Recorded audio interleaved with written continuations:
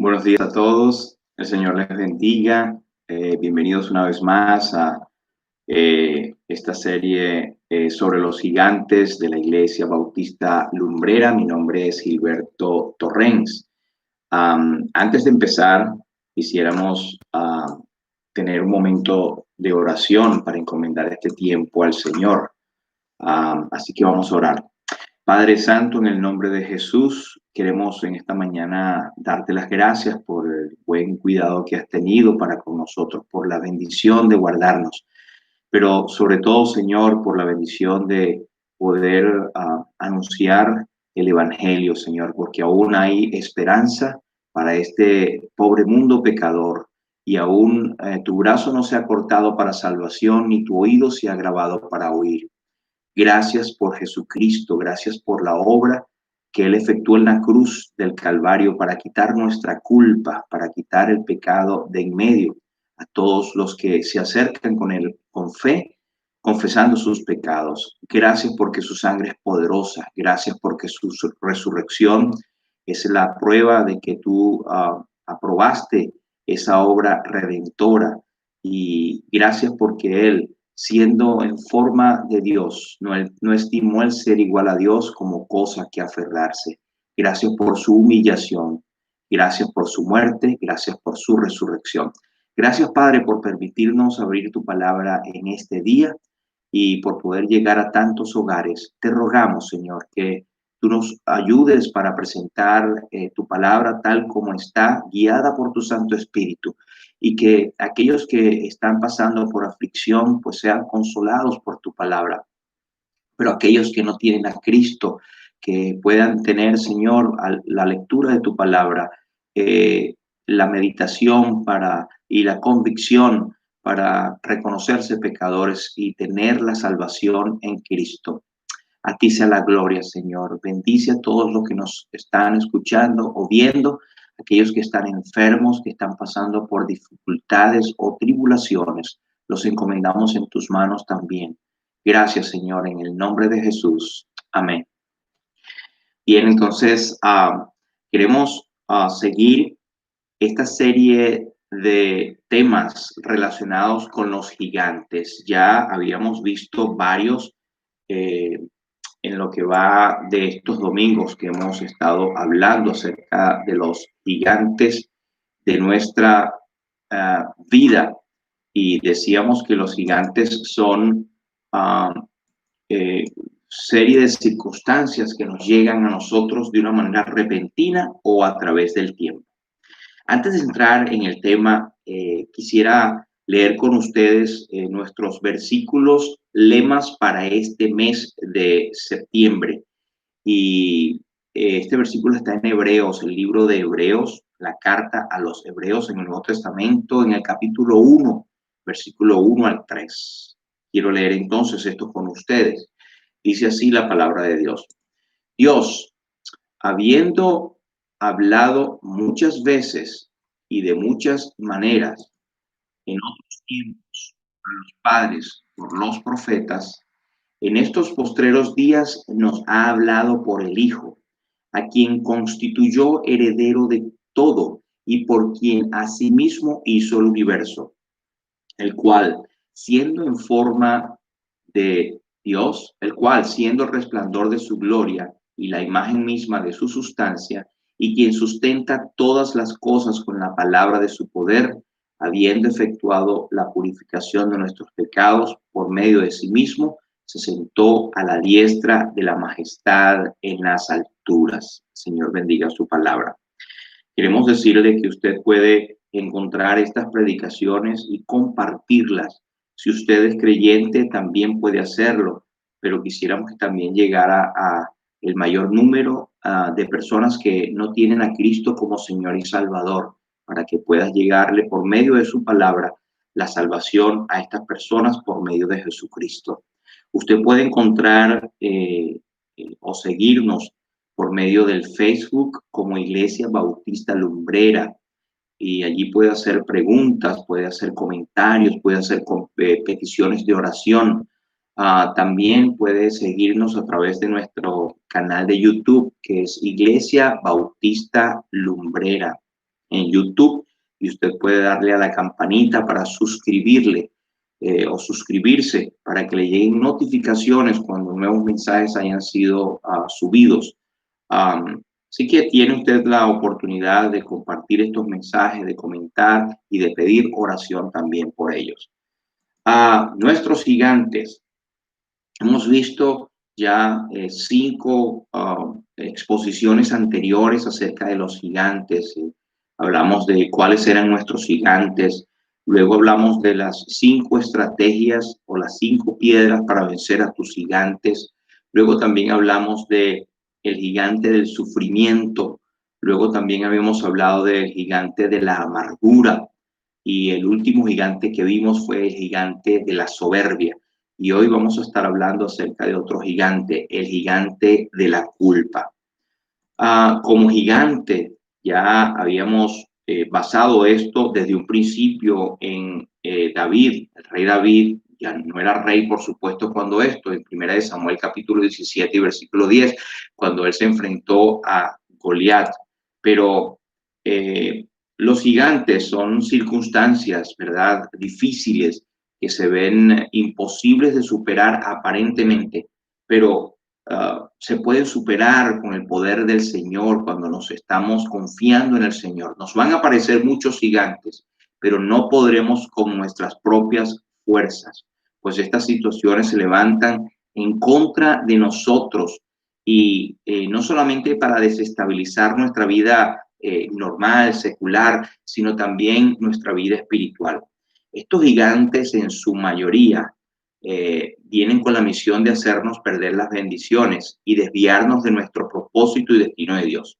Y digo que es la mayoría o que son la mayoría porque muchos de estos gigantes son permitidos por Dios con otros propósitos. Por ejemplo, disciplinarnos cuando estamos alejados de los caminos del Señor o cuando vamos por un camino que no es el correcto. Estos gigantes aparecen, nos hacen frente y nos hacen depender más del Señor. Pero a veces estos gigantes también vienen por nosotros mismos. Por ejemplo, el gigante de la tentación y la caída. Esto, como dice Santiago en el capítulo 1, versículo 13, dice, cuando alguno es tentado, no diga que es tentado de parte de Dios, porque Dios no puede ser tentado por el mal, ni él tienta a nadie, sino que cada uno es tentado cuando de su propia concupiscencia es atraído y seducido. Entonces la concupiscencia, después que ha concebido, da luz el pecado, y el pecado, siendo consumado, da luz la muerte. Este es el proceso de una tentación o de un gigante que se va poniendo mucho más grande, pero la Biblia aclara que es que nosotros somos atraídos y seducidos por nuestra propia concupiscencia. Ese gigante va creciendo dentro de nosotros cuando nosotros permitimos ciertas cosas.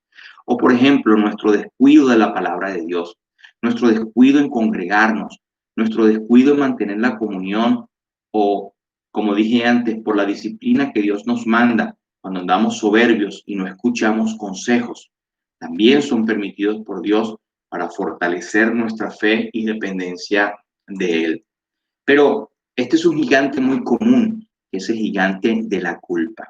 Y me atrevo a decir que muchas personas tienen la conciencia, y la conciencia muchas veces es ayudada por el Espíritu Santo. Otras veces hay personas que tienen, como dice la palabra, la conciencia cauterizada y no les importa, hacen cosas que no sienten culpabilidad porque ya su conciencia está cauterizada.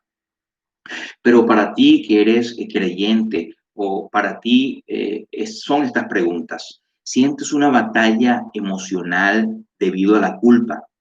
¿Estás luchando con la vergüenza y la culpabilidad? ¿Es convicción o es simple remordimiento? ¿Estás desanimado o desanimada y te sientes incapaz de involucrarte más en la iglesia o en su obra? ¿Has pensado que pudiera ser un instrumento, este gigante de la culpa, enviado por Dios para corregirte o para hacerte despertar? Mira, hay varios dichos populares que llaman la atención, y siempre he pensado de esa expresión latina, vox populi, vox deo, o la voz del pueblo es la voz de Dios. No siempre es así, pero fíjense lo que dice este dicho. Seguramente usted lo ha oído: quien se pica, jalapeño come. En Venezuela decimos: quien se pica, ají come. Otro, Ayn Rand dijo: piedad por el culpable es traición al inocente. Al Pacino, este gran actor en esa película caracterizando a Al Pacino, dijo: la culpa es como un saco de ladrillos, solo hay que descargarlo. Esta escritora española, por allá en los años 1890, Concepción Arenal, dijo: cuando la culpa es de todos, la culpa no es de nadie. Y Franz Gris Parser, en el año 1870 y tanto por allí, un dramaturgo austriaco, él dijo: hay un remedio para las culpas: reconocerlas. Sí que son dichos populares, pero ¿qué dice la Biblia acerca de la culpa? En el libro de Números, en el Antiguo Testamento, nos habla acerca de la posición de nuestro Dios santo en cuanto al pecado y la culpa. Dice en Números 14 y 18: Jehová tardo para la ira y grande en misericordia, que perdona la iniquidad y la rebelión, aunque de ningún modo tendrá por inocente al culpable. Allí se dice que Dios es grande en misericordia y grande y lento para la ira, y Él perdona la iniquidad y la rebelión, pero de ningún modo tendrá por inocente al culpable. No hay nadie que pueda decir: yo soy inocente de pecado. La única forma de estar parado delante de Dios es que hayamos sido perdonados y previamente haber reconocido la culpa. En Romanos 5 y 2, el apóstol Pablo nos dice: por tanto, como el pecado entró al mundo por un hombre y por el pecado la muerte, así la muerte pasó a todos los hombres por cuanto todos pecaron. No hay excepción. El rey David, cuando él había pecado, él pudo decir, luego que había experimentado el perdón, él pudo decir en el Salmo 32, el versículo 2: bienaventurado el hombre a quien Jehová no culpa de iniquidad y en cuyo espíritu no hay engaño. En Romanos capítulo 1, versículo 18, el apóstol San Pablo dice: porque la ira de Dios se revela desde el cielo contra toda impiedad e injusticia de los hombres que detienen con injusticia la verdad. Es decir, que en el pecado hay mundo, en el mundo hay pecado. El pecado trae consigo la culpa. En 2 Corintios capítulo 7, versículo 10, el apóstol dice que la tristeza que es según Dios produce arrepentimiento para salvación, de que no hay que arrepentirse, pero la tristeza del mundo produce muerte. Es decir, que el Espíritu Santo muchas veces nos hace sentir una tristeza según Dios cuando hemos pecado, y esta tristeza nos lleva al arrepentimiento, nos lleva a la confesión, pero la tristeza que produce el mundo es una tristeza que produce muerte. Este versículo dicho en la nueva versión viviente de la Biblia dice: Dios a veces permite que nos vengan tristezas para impulsarnos a apartarnos del pecado y tener la salvación. Jamás debemos quejarnos de estas tristezas, pero las tristezas del mundo solo producen muerte. En el idioma hebreo, la palabra para culpa es asham y quiere decir culpabilidad, peso, pero también significaba ofrenda por el pecado. Porque en el Antiguo Testamento hablar de la culpa era hablar inmediatamente de la aceptación de la culpa y la presentación de un remedio, de una ofrenda por el pecado. Se requería una acción inmediata. En Levíticos capítulo 6, versículos 6 al 7, dando Dios instrucciones acerca de la expiación de la culpa, decía, y para la expiación de su culpa traerá a Jehová un carnero sin defecto de los rebaños, conforme a tu estimación, y lo dará al sacerdote para la expiación. Y el sacerdote hará expiación por él delante de Jehová y obtendrá el perdón de cualquiera de todas las cosas en que suele ofender. Estas son las instrucciones para aquel que presentaba delante de Dios y esta vez delante de los sacerdotes, que eran los intermediarios en el Antiguo Testamento. Cuando reconocían su culpa, ellos tenían que traer una expiación por su culpa o una manera de quitar apaciguar la ira del Dios Santo por medio de una ofrenda, de un animal inocente que tenía que ser sacrificado. Y esto nos estaba diciendo en el Antiguo Testamento, ya Dios enseñándonos que el pecado siempre está, trae la culpa, pero hay confesión y debía haber derramamiento de sangre para quitar la culpa. Dios no tendrá por inocente al culpable. Esta palabra griego es enocos o ofensor que merece castigo. Siempre el que tiene la culpa merece un castigo y el sentido que se da a la culpa verdadera es una paga judicial. Y fíjense como dice en Romanos capítulo 3, como está escrito, no hay justo ni aún uno, no hay quien entienda, no hay quien busque a Dios. Todos se desviaron, a una se hicieron inútiles, no hay quien haga lo bueno, no hay ni siquiera uno, por cuanto todos pecaron y están destituidos de la gloria de Dios. Todos hemos pecado, ¿sabe usted? Usted y yo somos pecadores. Y la única forma de escapar del castigo es aceptar o traer delante de Dios la confesión, aceptar ese pecado, pero también refugiarnos en ese sacrificio perfecto y único que fue ofrecido una vez y para siempre por medio de Jesucristo. No hay otra manera. En ningún otro hay salvación, porque no hay otro nombre debajo del cielo dado a los hombres en el cual podamos ser salvos. En el Antiguo Testamento no habían sido todavía revelados o no había sido aún revelado Jesucristo, por supuesto, pero estaban sentadas las bases ilustrativas que Dios estaba enseñando al pueblo de que tenían que reconocer su pecado y que alguien inocente tenía que derramar su sangre.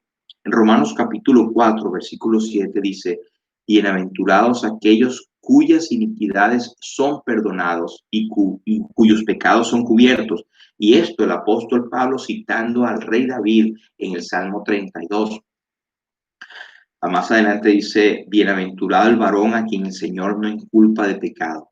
Y en el versículo 24, Romanos 4, dice, sino también a los que creemos en el que levantó de los muertos a Jesús, Señor nuestro, el cual fue entregado por nuestras transgresiones y resucitado para nuestra justificación. Entonces hasta ahora hemos visto que el pecado hace traer la culpa. Muchas veces es el Espíritu Santo el que hace sentir ese peso que nos agobia del pecado para confesar delante de Dios nuestro pecado. Como creyentes, esta es una cosa que podemos hablar después, podemos confesarlo y tenemos restitución de la comunión. Pero un creyente que peca, no es lo ideal, pero siempre estamos en este cuerpo, pero tenemos un sacrificio que fue hecho una vez y para siempre, y podemos acudir continuamente al trono de la gracia para alcanzar misericordia y hallar gracia para el oportuno socorro. Pero el que no tiene a Cristo, la culpa judicial está sobre él. El Señor Jesucristo dijo, el que cree en el Hijo tiene vida eterna, pero el que desobedece, el que rehúsa creer en el Hijo, no verá la vida, sino que la ira de Dios está sobre él. Dice más adelante en Romanos 6 y 23, porque la paga del pecado es muerte, mas la dádiva de Dios es vida eterna en Cristo Jesús, Señor nuestro.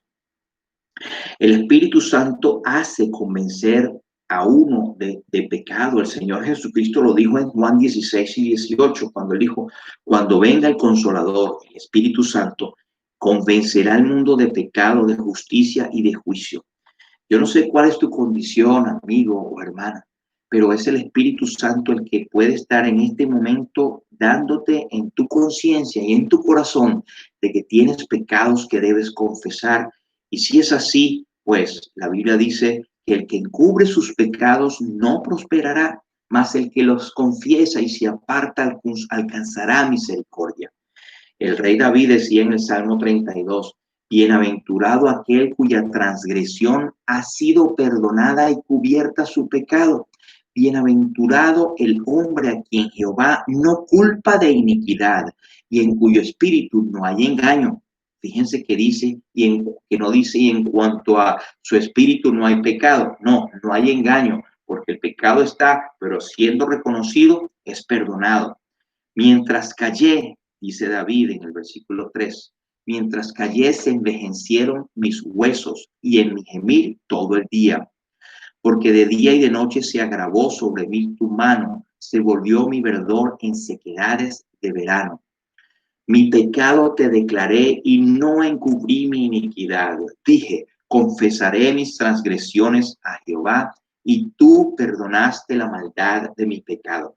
Él tenía la experiencia y es la experiencia de muchos de nosotros. Cuando ocultamos, cuando callamos, cuando no confesamos, se envejecen nuestros huesos, en nuestro gemir y la mano de Jehová parece agravarse sobre nosotros. Las cosas no nos salen bien, hay una tristeza y las bendiciones se cortan. Esto es para los que somos creyentes, pero el que no es salvo tiene el terrible destino o potencial condenación sobre su cabeza al no aceptar a Cristo como Señor y Salvador. La culpa falsa. La culpa falsa es aquella que a veces nos pasa, que tenemos el error de confesamos delante del Señor nuestro pecado y queremos seguir confesándolo cada momento porque todavía nos sentimos como culpables. Y o muchas veces el enemigo nos hace sentir que Dios no nos ha perdonado. La Biblia dice, si confesamos nuestros pecados, Él es fiel y justo para perdonarnos, limpiarnos de nuestra maldad. Y la sangre de Jesucristo, su Hijo, nos limpia de todo pecado. Mire, Satanás, uno de sus nombres es Diablo. Y Diablo significa acusador. En Apocalipsis capítulo 12, versículo 10, dice, entonces oí una gran voz del cielo que decía, ahora ha venido la salvación y el poder y el reino de Dios y la autoridad de su Cristo, porque ha lanzado fuera al acusador de nuestros hermanos, el que los acusaba delante de nuestro Dios día y noche. Este es un futuro cuando Satanás será finalmente quitado de en medio, pero fíjense cuál es el trabajo de Satanás que hasta ahora trabaja, es acusar a nuestros hermanos, acusarnos delante del Padre de día y de noche. Pero ¿sabe quién? Nuestro abogado, el Señor Jesucristo. Él es nuestro abogado que intercede por nosotros. Él es aquel que está presentado delante del Padre con las credenciales de sus marcas en sus manos y en sus pies y con su sangre preciosa nos ha comprado delante de nuestro Dios. Dice, o quiero enfatizar por lo menos estas tres estrategias que el enemigo usa para hacernos sentir culpables.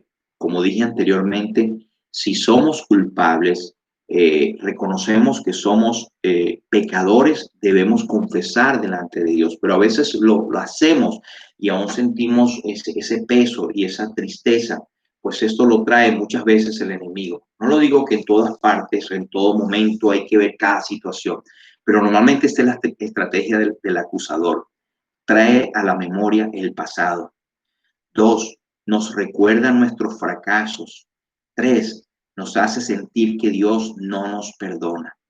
Mire, en 2 Corintios 2 y 11 había el caso de un hermano que había pecado, 1 Corintios 5, y ya en 2 Corintios 2 y 11 El hermano estaba consumido en demasiada tristeza, a pesar de que había ya pedido perdón, los hermanos le tenían muy restringido.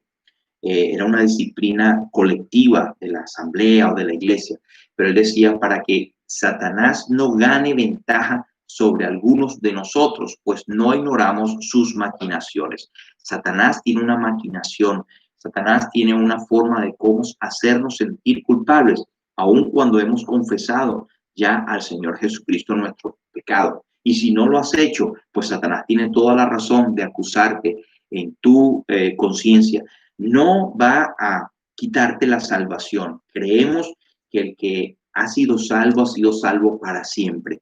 Y si pecas, peca por error. Pero si alguno dice que es salvo y sigue pecando deliberadamente con la excusa de que es salvo para siempre, una vez y para siempre, que es verdad, pero si esa persona sigue en esa actitud, pues lo más seguro es que no tenga a Cristo de verdad, verdad en su noticia. Una vez una persona había arreglado sus cuentas con Dios en una falla que tuvo hace muchos años, y en una reunión posterior una hermana se levantó en la reunión y le trajo a cuenta del pasado las cosas que este hermano había hecho, y otros hermanos que estaban allí enseguida se pararon y dijeron: hermana, usted está prestando su boca a Satanás, porque Satanás es el único que trae a la memoria cosas del pasado que Dios ha perdonado. Y esto es una lección muy tremenda. Satanás es el único que le gusta traer al presente las cosas del pasado que han sido ya perdonadas. Pero cuidado, si hay cosas que no han sido perdonadas o confesadas, Satanás igualmente las va a traer. En algún momento va a salir a la luz, pues es mejor estar a cuentas con Dios y confesar y apartarse. Traer a la memoria el pasado. 1 Corintios 6, 10 y 12. El apóstol Pablo dice: y esto erais algunos, mas ya habéis sido lavados y habéis sido santificados y habéis sido justificados en el nombre de Jesús y por el Espíritu de nuestro Dios. Esto erais algunos. Si Dios ya te perdonó, ya tienes. Ni los ladrones, ni los avaros, ni los borrachos, ni los maledicientes, ni los estafadores se le darán el reino de Dios. Y esto eres algunos. Si ya confesaste, si te apartaste, tú ya eso no lo puedes traer más, ni nadie tiene derecho a traerlo, porque el Señor te lo ha perdonado. Segundo, recordando nuestros fracasos. Si Satanás quiere recordarnos nuestros fracasos del pasado, hagamos como el apóstol Pablo en Filipenses 3, cuando él dice: no que lo haya alcanzado ya ni que sea perfecto, sino que prosigo por ver si logro aquello para lo cual fui también asido por Cristo Jesús. Y él decía: yo no pretendo haberlo ya alcanzado, pero una cosa hago, olvidando ciertamente lo que queda atrás y extendiéndome a lo que está delante, prosigo a la meta, al premio del supremo llamamiento de Dios en Cristo Jesús. Olvidando ciertamente lo que queda atrás. No vivas en el pasado y no permitas que alguien traiga tu pasado. Y si lo trae, dice: ya fue confesado y ya Cristo me lo perdonó. Y si Él lo hizo, ¿quién eres tú para hacerlo? El número 3, otra estrategia, es hacernos sentir que Dios no nos perdona. Pero mira lo que dice David: mi pecado te declaré y no encubrí mi iniquidad. Dije: confesaré mis transgresiones a Jehová y tú perdonaste la maldad de mi pecado. Si confesamos, el perdón está a la puerta. Primera de Juan 1 y 9. Si confesamos nuestros pecados, Él es fiel y justo para perdonarnos y limpiarnos de nuestra maldad. Y la sangre de Jesucristo nos limpia de todo pecado. Tengamos confianza cuando confesamos, Dios nos perdona. Y en primera de Juan 4 y 17 se dice: el juicio, pues como Él es, también nosotros somos en este mundo. Quien esconde su pecado jamás puede prosperar. Quien lo confiesa y lo deja, recibe el perdón. Hay un himno antiguo que cantamos, dice: ¿por qué hay dudas y temor si Dios mi Padre en su amor a su Hijo entregó? No puede el justo juez a mí la culpa imputar. que así en Cristo él cargó. Cuando el pecado expió, la deuda entera canceló de los que creen en él. La ira no me alcanzará. En el amado acepto ya y limpio por su cruz. Mi alma mira al Salvador, los méritos de su Señor dan paz y libertad. Cree en su sangre eficaz. La perdición no temas más, pues Él por ti murió. El Señor te bendiga y Él bendiga su palabra. Vamos a orar. Padre, te damos gracias por tu palabra, por la seguridad que nos da. Gracias porque si estamos en la culpa de nuestro pecado, tenemos la entrada hasta tu presencia para alcanzar misericordia y hallar gracia por el oportuno socorro.